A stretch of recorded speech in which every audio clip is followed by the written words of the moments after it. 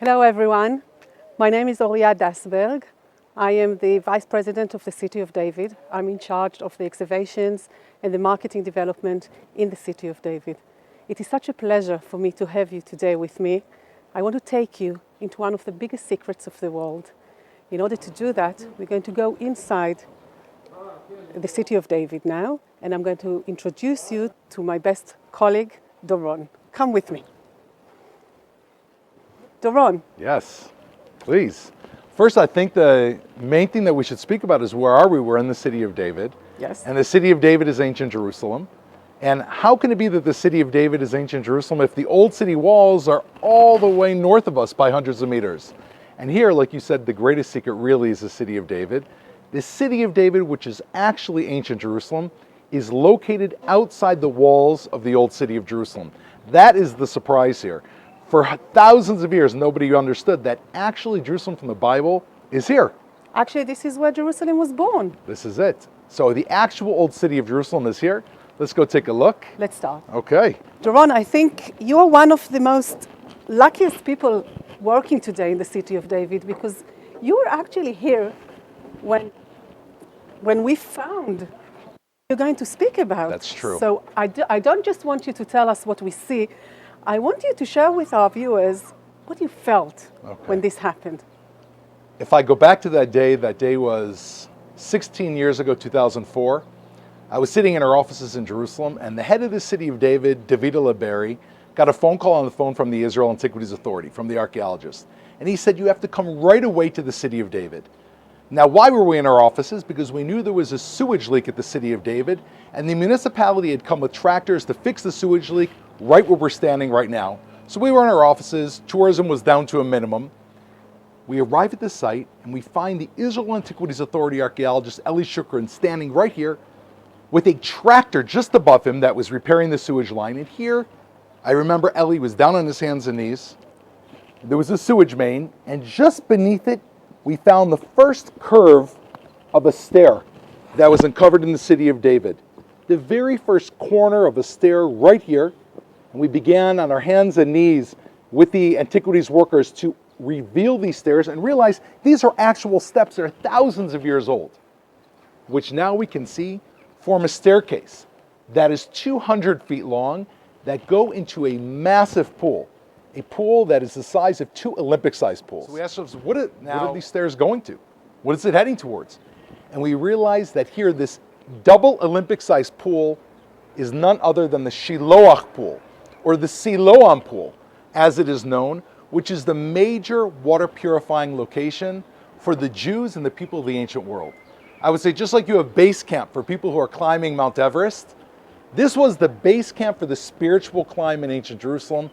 Here you had people descending from around the world, purifying themselves as they headed on the ultimate spiritual journey of the ancient world, climbing up to the temple and praying to God. And I think, Doron, that back then you realized that we're going into something very big here in the City of David. Until then, we knew the City of David is the beginning of Jerusalem, as Doron just said. This is where Jerusalem was born, because we read the Bible and we understand that this is where Jerusalem was born. But I can only imagine, Doron, while you were standing here, finding this Siloam pool, that you understood that we're going into something completely different. We're going to find probably the biggest heritage site in the world. Absolutely. Which is going to be in the City of David. I want to take you, the viewers, to see where this Siloam pool, where did it lead? You know, Oriel, you and I just celebrated Passover along with Jews throughout the whole world. Yes. And we know that Passover was one of those holidays. Yes, definitely. That people were commanded to go up to the temple to pray. And the Passover experience wasn't around a table like it is today, necessarily with matzo ball soup. Yes. As much as we love it, it was really journeying up to the temple. And what you spoke about, Doron, is this pool of Siloam, and all the road going all the way up to the Temple Mountain. So let's stop here for a minute, just before we start, because this is an amazing story. This was a transformative moment in my life. The archaeologist of the Israel Antiquities Authority, Eli Shukran, and Professor Ronnie Reich had uncovered an underground tunnel. We didn't know that these stairs were here, but when we reached this location, we actually saw buried in the mud pots. The original pots have actually been returned to the site. They're beneath the plexiglass. We saw pots which were later examined and identified to carry the remains of food on them. And that food was dated back to the destruction of the Second Temple. Why are there pots underneath the ground, underneath the staircase? Well, now we know. The last 2,000 Jews of Jerusalem, according to Josephus, an ancient historian, were beneath this road. They were hiding and shivering in fear as Roman soldiers finished their destruction of Jerusalem, having killed more than 1 million people. They didn't give up. And according to Josephus, they heard people moving beneath these stairs. They took sledgehammers and broke through these stairs, which is why they're broken. They took out those Jews and they killed them. A image which is not unfamiliar to Jews, what happened in the 20th century. And they destroyed the people that were here, and the Romans thought that they were ending Jewish life in Jerusalem. However, we're back today taking you on a tour. The Jewish people have returned to Jerusalem. And I think this is an incredible story of hope. And this is the beginning of the pilgrimage road in this area. What we know about the Romans is they were professional conquerors. And they knew exactly what they were doing. They knew the key to conquering a population was to do it quickly. You conquered the population, you wanted them to become your subjects right away. And they moved so quickly in destroying Jerusalem that much of the road they didn't even have time to steal because they knocked down homes on it and it was preserved. And so they actually encapsulated ancient Jerusalem beneath their own destruction. And in doing so, they left a gift to humanity. For the people back then, it was not a gift, it was destruction. The Jews were exiled from our land for 2,000 years. But as we peel off the layers of destruction, we see the actual road. Yeah. And we are joined by our dear friend, Dr. Joe Uziel. Who knew that I would end up here in Jerusalem exposing the remains of ancient Jerusalem, which I had learned about in the classroom but had never been to and had never really come into the realization of what that was. And as Ariel mentioned, about 10 years ago I began excavating here in the city of David, exposing remains from different periods, beginning from the First Temple period and all the way up to the Islamic periods. And there's no doubt that the site that we're standing on right now is one of the highlights of my time in the city of David, exposing this massive street. I mean, if we can just get an idea of the numbers, our rough estimations speak about 10,000 tons of stone carved, quarried, brought here, and placed perfectly. And that's just the street itself. It's not talking about the infrastructure beneath the street. It's not talking about the main drainage channel, because as you mentioned before, the Romans and Second Temple Jerusalem was a Jewish but Roman city in its concept. And here you could see the actual stones as is, no reconstruction. And this is the street right here, Joe? And it's going down. You could maybe see just point out to our viewers a little bit about what you're showing us here. You can see it stepped as I go down, okay? And so I would be climbing up the hill. After entering in the south, I would climb up the steps. And of course, it had to be stepped because of the topography of Jerusalem. Okay, Jerusalem is built on a hill. The Temple Mount is up on the top of that hill. And so you need to use the steps in order to climb up. So this is all original, Joe. This is original. We lifted the stones. It's not Herod. We found coins beneath it. The coins date to 30 AD, okay, which is after Herod's death, about 35 years after Herod's death. And so the street is not 2,000 years old, it's 1,990 years old. Okay, Joe. He never saw it. He never saw it. He had died way before.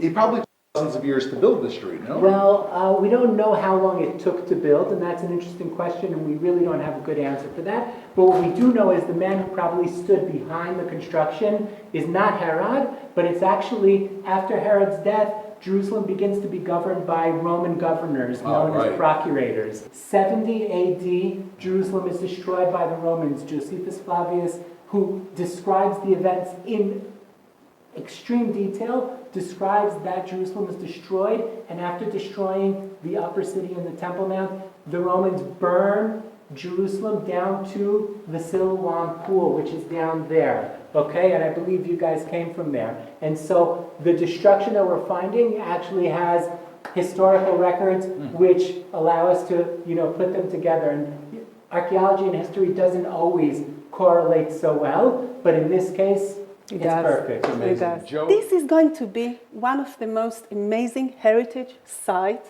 in the world. Amazing. Not just for Jews, for everyone. Because as you said before, and as Dr. Joe said, this was available for everyone.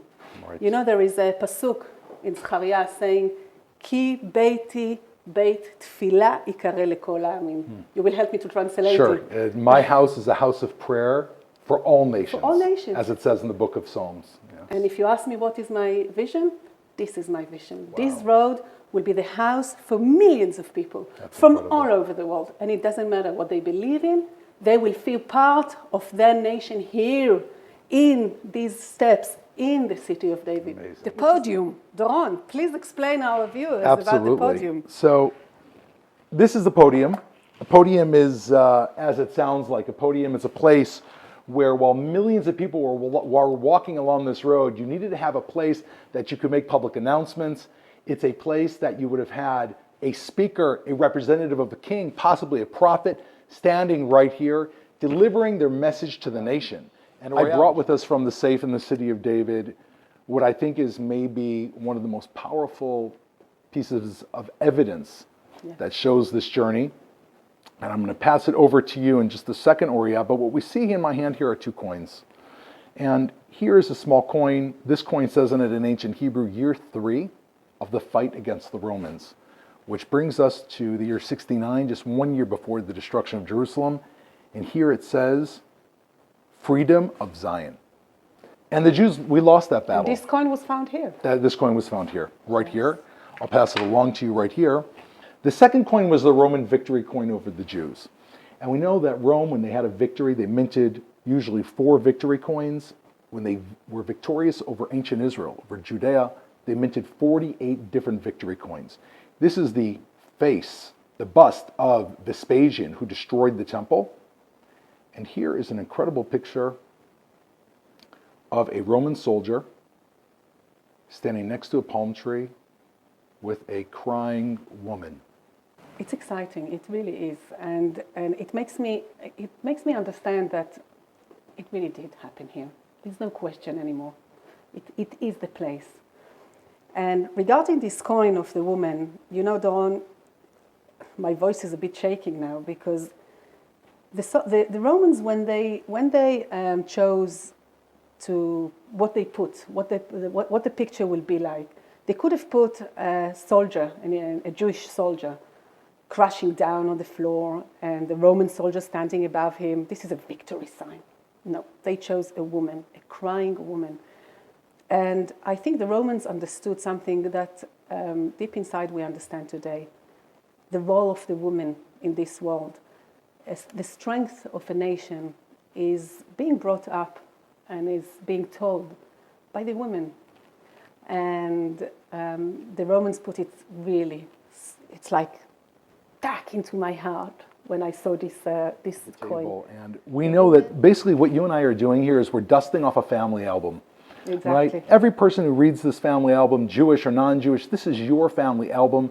The city of David is your story. That is what is so incredible about the city of David, is that the story here is a story for billions of people throughout the world.